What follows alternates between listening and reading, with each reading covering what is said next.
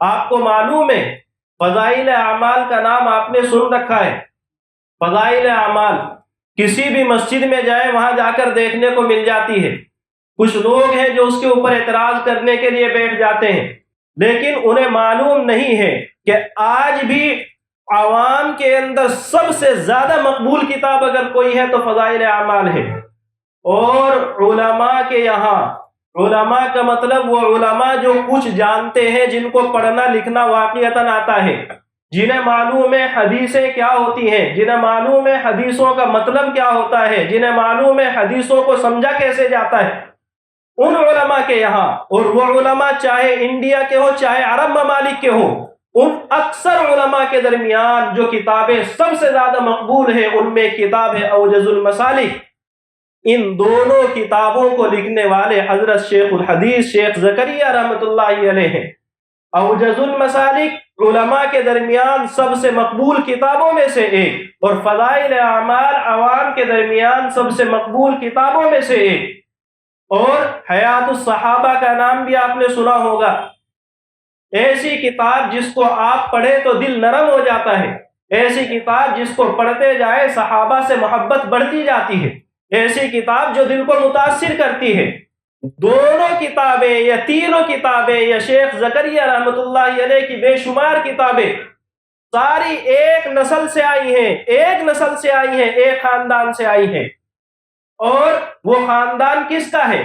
حضرت شیخ زکریا کے والد ہیں حضرت یحییٰ، اور ان کی والدہ کی بات ہے، حضرت یحییٰ کی والدہ کی بات ہے. حضرت شیخ زکریا رحمۃ اللہ علیہ اپنی ہی کتاب میں، آپ بیتی اس کا نام ہے، اس میں لکھتے ہیں کہ ہماری دادی کا معمول یہ تھا کہ روزانہ 40 پارے پڑھتی تھی، 30 پارے اور 10 پارے الگ سے، ایک قرآن اور 10 پارے.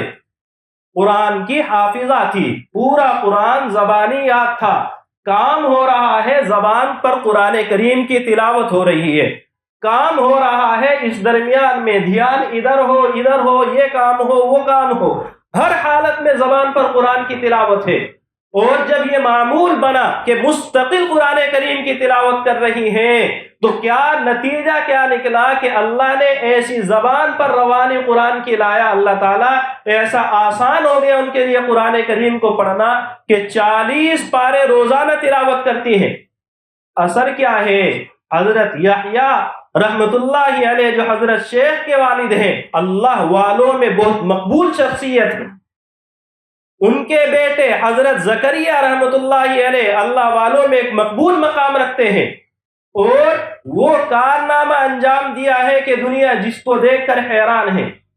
حضرت مولانا یوسف صاحب رحمت اللہ علیہ اسی خاندان کے فرد ہیں، اور تبلیغی جماعت کے بارے میں جس کو جو کہنا ہے وہ کہے، لیکن اس چیز سے ہر کوئی اتفاق کرے گا کہ یہ جماعت اس وقت روئے زمین پر سب سے زیادہ مقبول جماعتوں میں سے ایک ہے.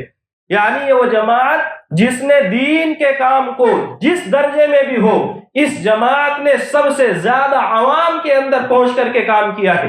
اس جماعت کی بنیاد رکھنے والے حضرت مولانا الیاس رحمت اللہ علیہ انہی خاندان کے ایک فرد ہیں.